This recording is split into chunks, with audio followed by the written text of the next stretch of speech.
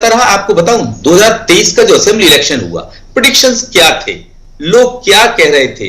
माना जा रहा था, कांग्रेस ये मान के चल रही थी कि हम तो एंटी इनकम्बेंसी के कारण सत्ता में आ रहे हैं, लेकिन नरेंद्र मोदी के चेहरे पर भारतीय जनता पार्टी ने चुनाव लड़ा, लेकिन उसमें एक तारीफ बीडी शर्मा और सभी 543 सीटों के रुझान आ गए हैं। 304 पर एनडीए आगे रुझानों में।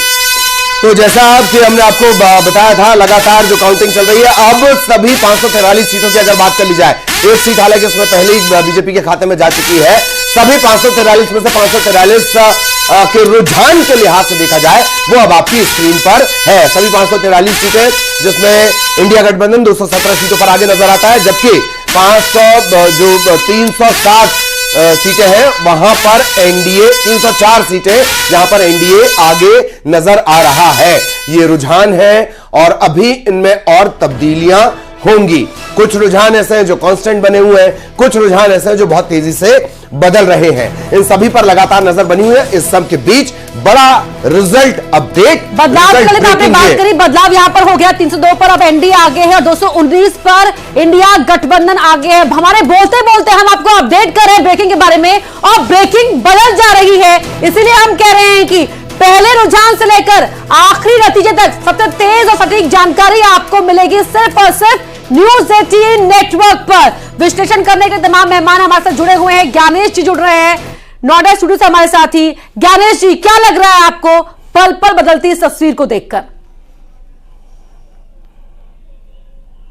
बदल रही हैं, आंकड़े बदल रहे हैं, और एग्जिट पोल के उलट इंडिया गठबंधन अगर आगे बढ़ रही है तो हमें और इंतजार करना पड़ेगा।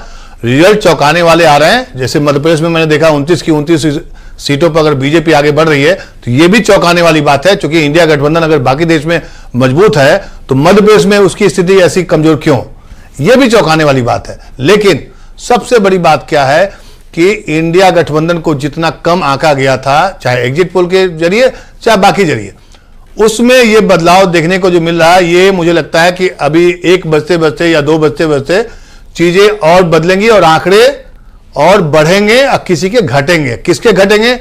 आप समझिए कि एनडीए के घटने के आसार दिखाई पड़ रहे हैं, मुझे ऐसा लगता है। जी, ये बात सही है। हालांकि हमारी जो टैली है या जो दिलचस्प मुकाबला, हालांकि शुरुआत की अगर बात कर ली जाए, ज्ञानेश सर, सवाल मेरा आपसे ही रहेगा। शुरुआत में ऐसा लग रहा था कि अरे ये कैसा बड़ा अजीब बोर सा चुनाव है। अब आलम यह है कि लोग मोदी लड्डू को यहां रख रहे हैं, जैसे ही खाने को देखते हैं टैली बदल जाती है, तो वो 400 वाली दिक्कत आ जाती है। फिर लड्डू को नीचे रखते हैं, फिर टैली बदल जाती है। बहुत रोचक मोड़ पर इस चुनाव को ले आया है, इंडिया गठबंधन की वजह से ये आया। जी प्लीज। बिल्कुल बिल्कुल, आपने सही कहा कि रोचक मुकाबला आ गया है और रोचक मोड़ पर आ गया है। सबसे समझना यह होगा कि आप याद करिए कि पहले चरण का जब चुनाव हो रहा था तो उसमें मुद्दे क्या थे और कैसे चुनाव जो चरण बदले गए। सेकेंड फेज में मुद्दा कुछ और आया, रोचक बनते गया, बनाने की कोशिश की गई, लेकिन बना नहीं। बाद में रोचक कब बनता है? एग्जिट पोल के जरिए जी। एग्जिट पोल में तो ऐसा लगा कि इंडिया साफ हो चुका है, और आज का दिन जो है ये वाकई एकदम, आपने जो बिल्कुल सही शब्द कहा, रोचक मोड़ पर आ चला है इस वक्त। और रोचक रोमांचक इसलिए भी है क्योंकि सबसे बड़ा राज्य उत्तर प्रदेश, वहां पर भी जो एनडीए है वो पीछे और इंडिया गठबंधन आगे, और अमेठी में स्मृति ईरानी पीछे दिख रही है। 14 में हारी, लेकिन उसके बावजूद भी हार नहीं मानी, लगातार डटी रही। इसलिए 19 में जनता ने चुना और राहुल गांधी को बाहर कर दिया। लेकिन 24 में जब वहां ये कहा गया कि जनता मांग रही है कि राहुल गांधी आगे आए, वहां स्मृति ईरानी पीछे चल रही हैं और गोरखपुर से रवि किशन आगे दिखाई दे रहे हैं। गोरखपुर की तस्वीर, रवि किशन आगे दिखाई दे रहे हैं। रोचक और रोमांचक तस्वीर की हम यहां पर बात कर रहे थे। दिनेश प्रताप सिंह रायबरेली से पीछे चल रहे हैं, राहुल गांधी रायबरेली से आगे चल रहे। जाहिर तौर पर मां ने कहा था बेटा सौंप रही हूं आपको, ख्याल आपको रखना होगा, और अभी लग रहा है रुझानों में कि रायबरेली की जनता सोनिया गांधी के बेटे का ख्याल रखती हुई दिखाई दे रही है। राजनाथ सिंह लखनऊ से आगे नजर आ रहे हैं। लेकिन जिस रोचक और रोमांचकता की बात हम कर रहे थे ललित, यहाँ पर तस्वीर पल पल बदल रही है। आपने कहा कि लड्डू हाथ में तो है लेकिन मुंह के अंदर नहीं ले जा पा रहे हैं, ये स्थिति बन गई है। जी जी, पांडे साहब बहुत देर से जुड़े हुए हैं, एक रिएक्शन मैं आपका भी चाहूंगा। एक तो जो रुझान है वो लगातार आ रहे हैं, बहुत तेजी से घटनाक्रम इधर से उधर हो रहे हैं। पूरे रुझानों को लेकर आपका एक कमेंट पांडे सर। दूसरा कि छत्तीसगढ़ में 3 से 2 सीटें, एक कांस्टेंट बढ़त कांग्रेस लगातार वहां पर बनाए हुए है, तो क्या बरकरार रह पाएगी या अभी रुक जाए? ये दोनों कमेंट बहुत शॉर्ट में जी। सरगुजा ऐसी कुछ सीटें हैं जो बढ़त बरकरार है और ये बनाए रखेगी बीजेपी। कुछ सीटों में ऊपर नीचे होगा, लेकिन इन टोटलिटी जो आपके रुझान है उसी के करीब, जो आपने एग्जिट पोल में भी दिखाया था कि उसी के करीब जाएगा। और दूसरी बात मैं ये कहूं कि मुझे चिंता सोमनाथ भारती की हो रही है कि उन्होंने कहा था कि मैं अपना स्टेट में डालूंगा, तो मुझे लगता है कि अभी जो रुझान दिख रहे हैं उसके हिसाब से मोदी जी तीसरी बार प्रधानमंत्री बनने जा रहे हैं और सोमनाथ भारती को कुछ ना कुछ करना पड़ेगा इस पर।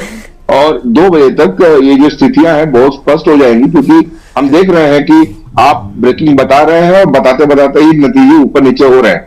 2 बजे तक बहुत कुछ क्लियर हो जाएगा और मुझे लगता है कि शाम तक ये स्पष्ट हो जाएगा कि किसको कितनी सीटें मिल रही है। लेकिन ये है कि एक हेल्दी लोकतंत्र की ओर हम बढ़ रहे हैं कि अगर जो विपक्ष है उसके आंकड़े भी मजबूत रहेगा तो सदन में वो बहुत अच्छी बात आपने ये कही कि लोकतंत्र सशक्त तभी होगा जब विपक्ष भी मजबूत होगा, मजबूती के साथ बात को रख पाएगा, और ये तस्वीर फिलहाल दिख रही है। प्रकाश सर, एक और बात, जिस तरह से मेहनत की गई है आखिरी दौर पर ही सही लेकिन की गई, कहा यह गया कि जहां जहां कांग्रेस का प्रत्याशी अपने स्तर पर मजबूत है, जहां जहां वो लड़ाई लड़ रहा है वहां पर परिणाम उनके पक्ष में सुखद निकल सकते हैं।